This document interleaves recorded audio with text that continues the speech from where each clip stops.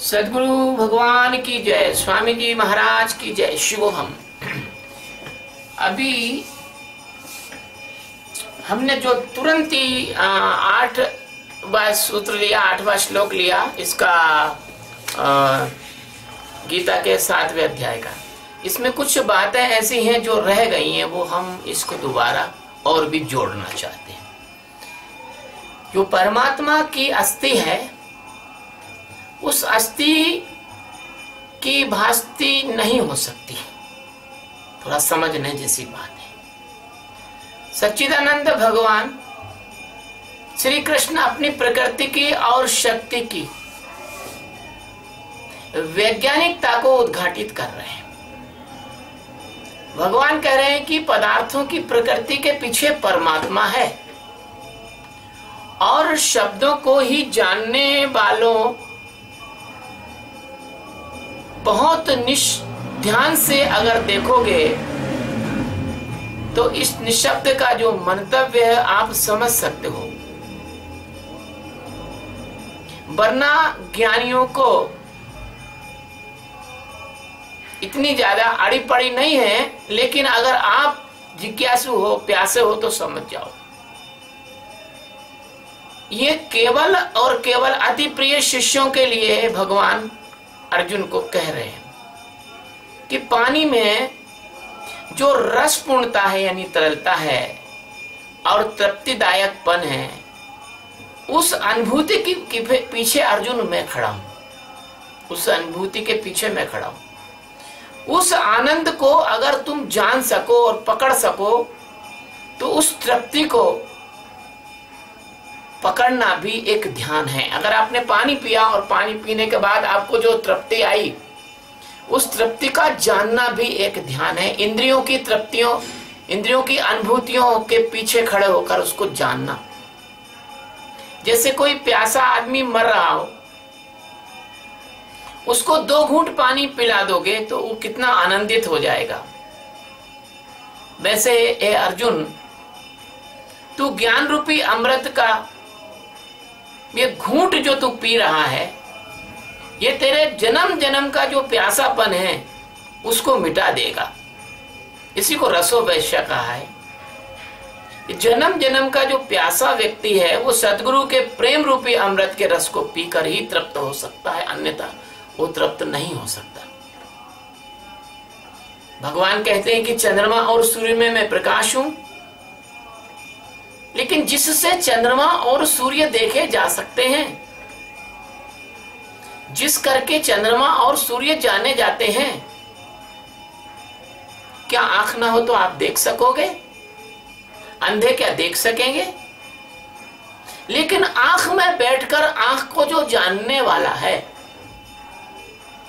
और आंख से जानने में नहीं आता, आंख उसको नहीं देख सकती, लेकिन आंख में बैठकर वो देख लेता है।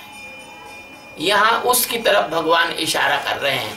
यहां उसकी तरफ भगवान कह रहे हैं कि जो आंख में बैठकर आंख को जानता है। भगवान कहते हैं कि अर्जुन, मैं सच्चिदानंद हूं, मैं हूं सच्चिदानंद। मैं प्रकाश को जानता हूं, लेकिन प्रकाश मुझे नहीं जानता है। कहते ना कि मेरा मैं होता नहीं, मैं हूं सच्चिदानंद। स्वयं आत्म प्रकाश विभु सगुण निर्गुण से भिन्न।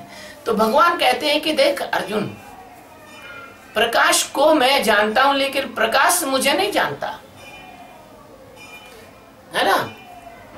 तो भगवान सबके परम प्रकाशक हैं, क्योंकि प्रकाश का भी वो प्रकाशक है। मेरे सदगुरु कहा करते थे कि सूरज की छाया के तले तो मैं बड़ा विस्मित हो जाता था। भगवान क्या कह रहे हैं? सूरज क्यों छाया बोल रहे हैं? सूरज के प्रकाश को छाया बोल रहे हैं। आज मुझे समझ में आता है गुरु का वचन कि वो सूरज की छाया के तले क्यों बोलते थे। क्योंकि प्रकाश का प्रकाशक भी परमात्मा ही तो है। प्रकाश में जो ऊर्जा होती है, जो फोटोन है, क्वांटम है, उसका बाप है भगवान।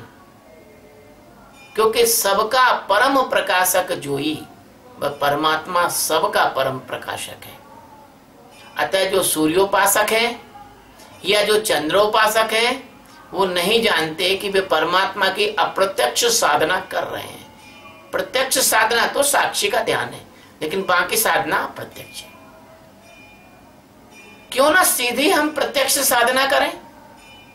आपके आत्मा के रूप में जो विराजा है, उसको जो सबको जानता है लेकिन किसी के जानने में नहीं आता, उसमें समाना है ना। तो भगवान कहते हैं कि वेदों में ओंकार हूं। वेद नाम तो मैंने ज्ञान का बताया, और 4 वेद मैंने बताया ये ज्ञान के भंडार है, लेकिन इन वेदों से भी परे जो समस्त प्रकार का जो ज्ञान है, पर ये शाब्दिक ज्ञान है। जो असल ज्ञान है वो निशब्द है, वो वेदांत है। लेकिन वो ज्ञान जानने में कैसे आता है? वो तो तभी जानने में आता है ना कि जब परमात्मा तुम्हारे अंदर मौजूद हो, नहीं तो मुर्दा कैसे जान सकता है। तो ये जो जिंदा दिली है तुम्हारी, ये जिंदा दिली यानी तुम जिंदा हो। तो वेदांत का अंतिम जो निचोड़ है, अंतिम जो सत्य है, भगवान कहते हैं कि वो ओंकार है, वो पहली ध्वनि है, वो शब्दों का पहला प्रतीक है, वो परमात्मा का उद्घोष है। वो ओंकार परमात्मा को जानने का मूल है। और ओंकार केवल अभिव्यक्ति है ऐसा नहीं, ओंकार तो एक मौजूदगी है, ओंकार तो एक अस्तित्व का उद्घोष है। और शब्द तो आकाश के हैं, और आकाश तो एक तत्व है, इसलिए ओंकार शब्द तो नहीं हो सकता। शब्द तो आकाश के विकार हुए, लेकिन परमात्मा तो शब्दातीत है। इसलिए शब्दों को जानने वाला है, शब्द उसे नहीं जानते लेकिन वो शब्दों को जानता है। सूरज ऐसा शब्द किसने बनाया? चंद्रमा ऐसा शब्द किसने बनाया? सूरज तो जानता नहीं कि मैं सूरज हूं, चंद्रमा तो जानता नहीं कि मैं चंद्रमा हूं। जल ऐसा शब्द किसने बनाया? जल तो जानता नहीं कि मैं जल हूं। क्या जल तुमसे कहने आया है कि मैं जल हूं, मेरा नाम जल रख लो? सूरज तुमसे बोलने आया कि मेरा नाम सूरज रख लो? यह शब्द तो तुम्हारे जगत के बनाए हुए हैं। कल से गधे का नाम यदि हाथी होता, हाथी का नाम गधे होता, तो तुम हाथी को गधे के नाम से जानते और गधे को हाथी के नाम से जानते।